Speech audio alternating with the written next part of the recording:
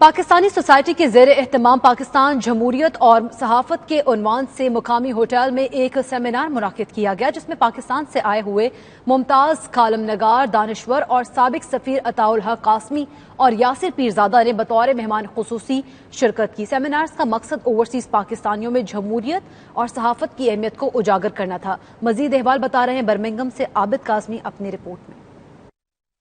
Birmingham کی حیات regency hotel میں پاکستان جمہوریت اور صحافت کے عنوان پر سیمینار منعقد ہوا۔ مہمان خصوصی عطاء الحق قاسمی کا کہنا تھا کہ پاکستان کی بقا، سلامتی اور مستقبل کا واحد راستہ صرف جمہوریت کا تسلسل ہے، اس کے علاوہ کوئی اور سسٹم ملک کے لیے کارآمد نہیں۔ والدین پر یہ فریضہ جو ہے وہ بہت زیادہ ہے کہ وہ گھر میں ان کی تربیت ایسی کرے کہ وہ ایک، میں تو کہوں گا کہ بہتر برٹشر بنے، یعنی ان کو دیکھ کے کوئی برٹشر یہ نہ کہے کہ پاکستانی جو ہے اس کو یہاں آ گیا ہے اور اس کو کوئی شعور نہیں، لیکن یہ کام جو ہے یہ والدین کا ہے۔ نوجوان دانشور یاسر پیرزادہ نے کہا کہ برٹش نوجوان پاکستان اور برطانیہ کے تعلقات میں مزید بہتری لا سکتے ہیں۔ برطانیہ میں مقیم پاکستانیوں کو اپنے بچوں کو وطن سے محبت کرنا سکھانا چاہیے۔ پاکستانیوں کو یہاں پہ وہ تمام چیزوں کو لرن کرنا چاہیے اور سیکھنا چاہیے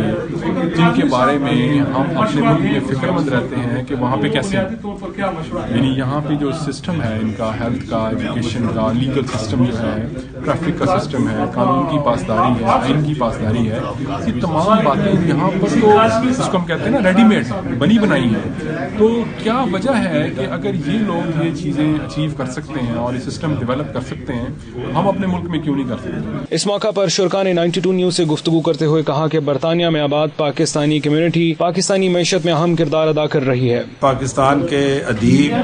شاعر، دانشور، بڑے صحافی